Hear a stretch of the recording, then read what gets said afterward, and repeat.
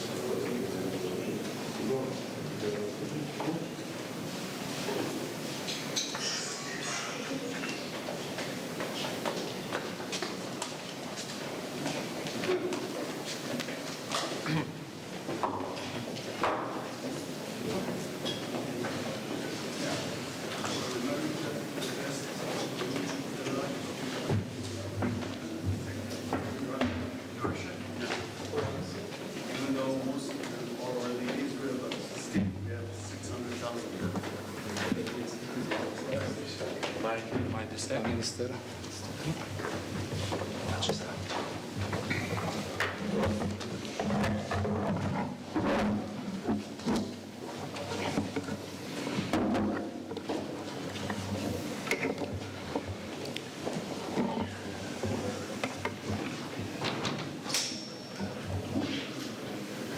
Ladies and gentlemen, good afternoon.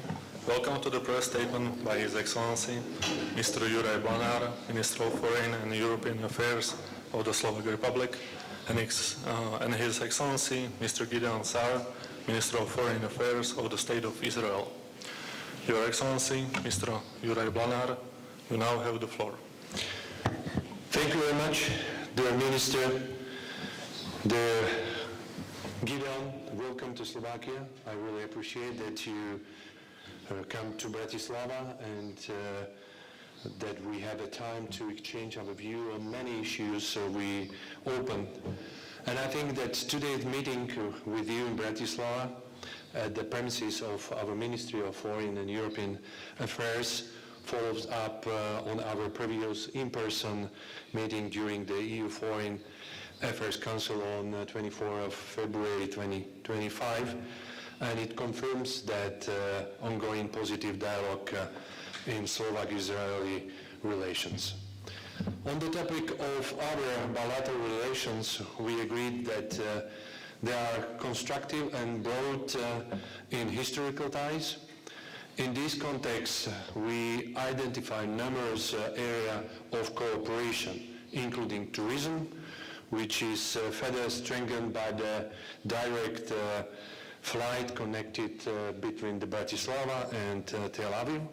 And we also see strong potential in this field, in the field of education, innovation, research, and also defense industry.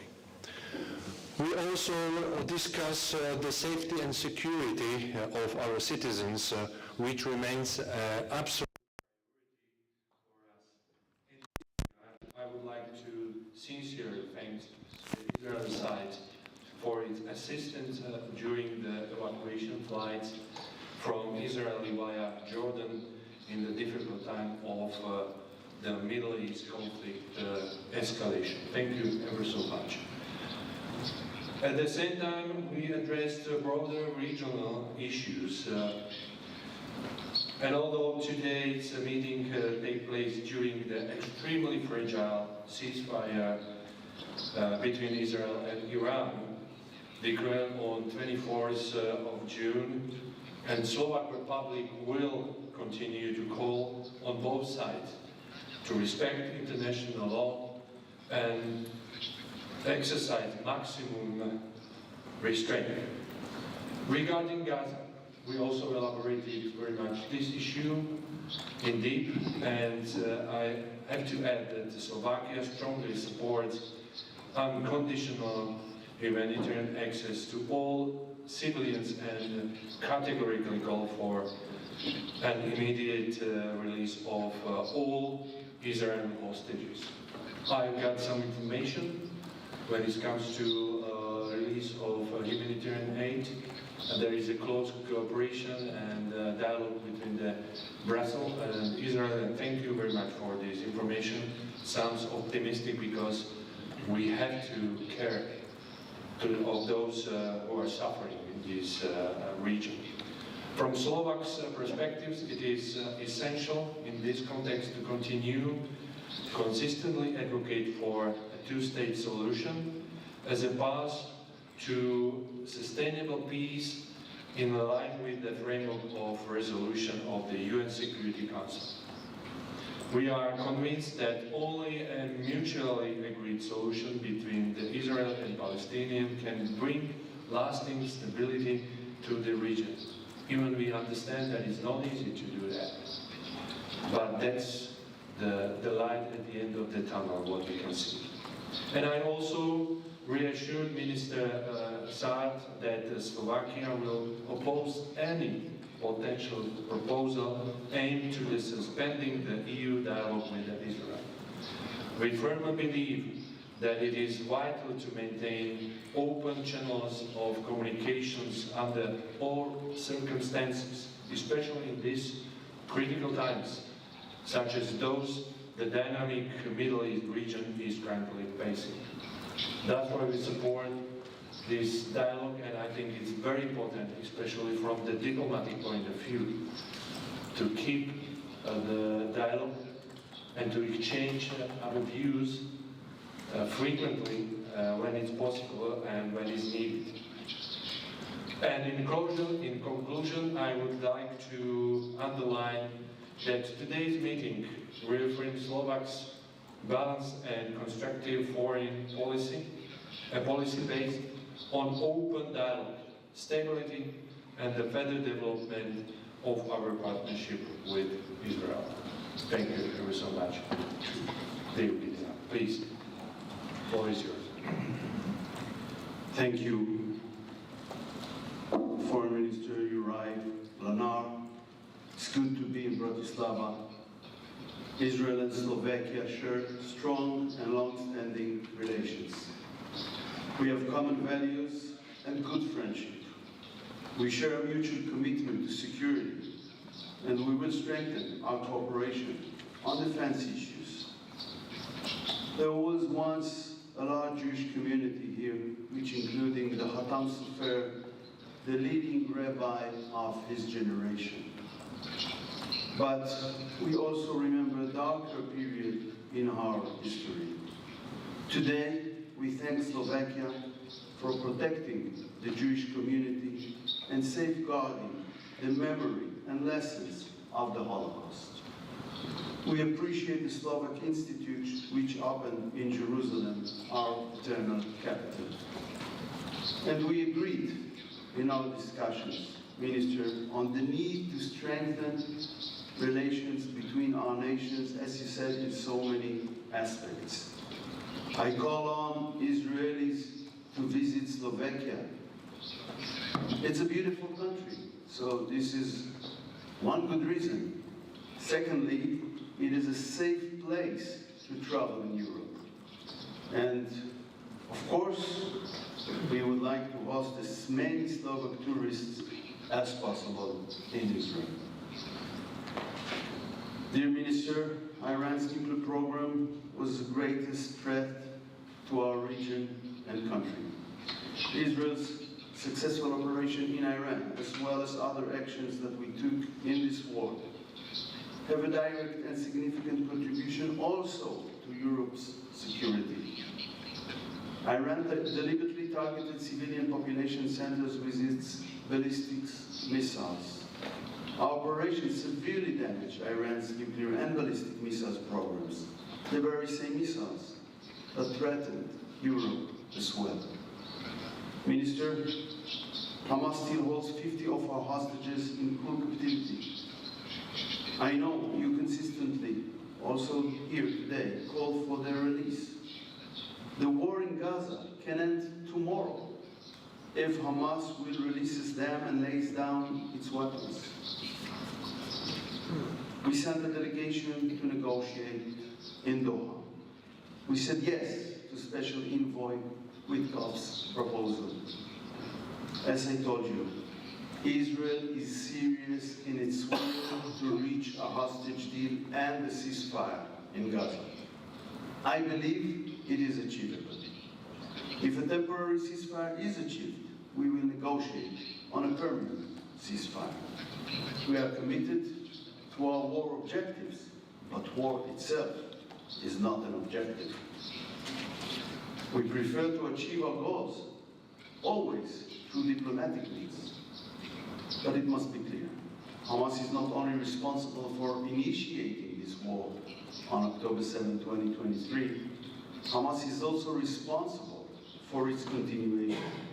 Pressure must be applied on Hamas.